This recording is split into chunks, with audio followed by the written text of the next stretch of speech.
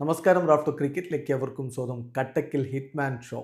Team India തകർപ്പൻ വിജയം സ്വന്തമാക്കിക്കൊണ്ട് ഏകദിന പരമ്പരയും നേടിയിരിക്കുകയാണ്. T20 പരമ്പര അനായാസേന നമ്മുടെ കുട്ടികൾ സൂര്യയുടെ കീഴിൽ നേടിയെങ്കിൽ ഇതാ 3 മത്സരങ്ങളുടെ ഏകദിന പരമ്പര ഇംഗ്ലണ്ടിനെതിരെ ആദ്യ 2 മത്സരവും വിജയിച്ചുകൊണ്ട് ഹിറ്റ്മാൻ്റെ സംഘം സ്വന്തമാക്കുന്നു.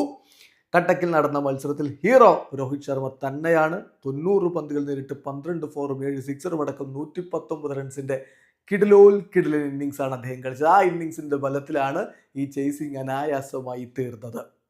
4 വിക്കറ്റിനാണ് ഇന്ത്യയുടെ വിജയം. അതായത് ആദ്യം ബാറ്റ് ചെയ്ത ഇംഗ്ലണ്ട് 304 റൺസിന് 49.5 ഓവറുകൾ ഓൾ ഔട്ടായിരുന്നു. മറുപടി ബാറ്റിംഗിൽ 44.3 ഓവറുകൾ 6 വിക്കറ്റ് നഷ്ടത്തിലാണ് ഇന്ത്യ വിജയലക്ഷ്യം മറികടന്നത്. അതായത് 4 വിക്കറ്റ് ജയം, 33 പന്തുകൾ ബാക്കി നിൽക്കെ 4 വിക്കറ്റിന്റെ തകർപ്പൻ ജയമാണ് നേടിയത്. ടോസ് ലഭിച്ച ഇംഗ്ലണ്ടിന് വേണ്ടി മികച്ച തുടക്കമാണ് ഓപ്പണർമാർ നൽകിയത്. 10 ഓവറുകളിൽ നിന്ന് അവർ 81 റൺസിന്റെ കൂട്ടുകെട്ട് ഉണ്ടാക്കി. പക്ഷേ ഫിൽസാൾട്ട് 26 റൺസുമായിട്ട് മടങ്ങിയതോടെ ആ കൂട്ടുകെട്ട് പൊളിഞ്ഞു. പിന്നീട് അവർക്ക് വേണ്ടി മികച്ച പ്രകടനം നടത്തിയത് ഡക്കറ്റും റൂട്ടുമാണ്. ഡക്കറ്റ് 56 പന്തിൽ നിന്ന് 65 റൺസ് എടുത്തപ്പോൾ റൂട്ട് 72 പന്തുകളിൽ നിന്ന് 69 റൺസ് അടിച്ചു. ഹാരി ബ്രൂക്ക് 52 പന്തിൽ നിന്ന് 31 റൺസും ജോസ് ബട്ട്ലർ 35 പന്തിൽ നിന്ന് 34 റൺസും ലിയാം ലിവിങ്സ്റ്റൺ 32 പന്തിൽ നിന്ന് 41 റൺസുമാണ് അവർക്ക് വേണ്ടി സംഭാവന ചെയ്തത്. ഇന്ത്യൻ ബൗളിംഗിൽ മികവ് കാണിച്ചത് തീർച്ചയായിട്ടും രവീന്ദ്ര ജഡേജയാണ്. 10 ഓവറുകളിൽ വെറും 35 റൺസ് മാത്രം വിട്ടുകൊടുത്തുന്ന അദ്ദേഹം 3 വിക്കറ്റുകൾ പിഴുതെടുക്കുകയുണ്ടായി. മറുപടി ബാറ്റിങ്ങിൽ ഗില്ലും രോഹിത്തും ചേർന്നുകൊണ്ട് എന്തൊരു തുടക്കമാണ് നമുക്ക് നൽകിയത്. മനോഹരമായ പ്രകടനം. രോഹിത്ത് തൻ്റെ സ്വതസിദ്ധമായ ശൈലിയിൽ ആഞ്ഞടിക്കുമ്പോൾ മറുഭാഗത്ത് അനായാസേന റണ്ണെടുത്തുകൊണ്ട് ഗില്ലും സപ്പോർട്ട് കൊടുക്കുകയുണ്ടായി. രണ്ടുപേരും ചേർന്നുള്ള കൂട്ടുകെട്ട് 136 റൺസാണ് ഇന്ത്യൻ സ്കോർ ബോർഡിലേക്ക് സംഭാവന ചെയ്തത്. 17ാമത്തെ ഓവറിൽ ശുഭ്മൻ ഗില്ല് മടങ്ങുമ്പോൾ അദ്ദേഹത്തിൻ്റെ സ്കോർ കാർഡിൽ 60 റൺസ് ഉണ്ടായിരുന്നു. 52 പന്തിൽ 60 റൺസ്. ഒവേർട്ടൺ അദ്ദേഹത്തെ ബൗൾഡാക്കുകയായിരുന്നു. 9 ഫോറും 1 സിക്സറുമാണ് ശുഭ്മൻ ഗില്ലിൻ്റെ സംഭാവന. മികച്ച ഫോം അദ്ദേഹം തുടരുകയാണ്.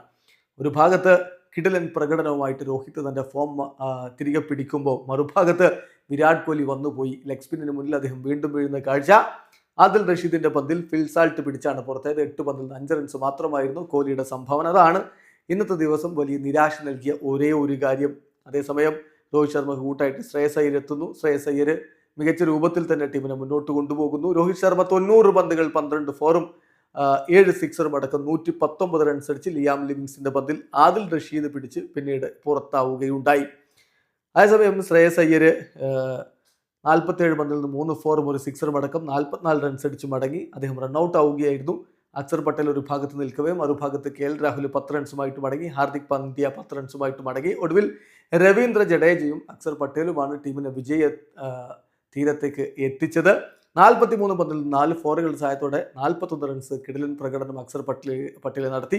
7 പന്തിൽ നേരിട്ട് 2 ഫോറുകൾ സഹായത്തോടെ 11 റൺസാണ് രവീന്ദ്ര ജഡേജ എടുത്തത്. എന്തായാലും സൂപ്പർ പ്രകടനമാണ് ഇന്ത്യൻ നായകൻ നടത്തിയത്. അദ്ദേഹത്തിൻ്റെ മികവിൽ തന്നെയാണ് ഈ വിജയം നമ്മൾ സ്വന്തമാക്കിയിരിക്കുന്നത്. പരമ്പര ഇതാ നമ്മൾ നേടിയിരിക്കുന്നു. വീഡിയോ അവസാനിക്കുന്നു. ക്രിക്കറ്റ് ലോകത്തെ കൂടുതൽ വിശേഷങ്ങളുമായി റാഫ് ടോക്സ് വീണ്ടും എത്താം.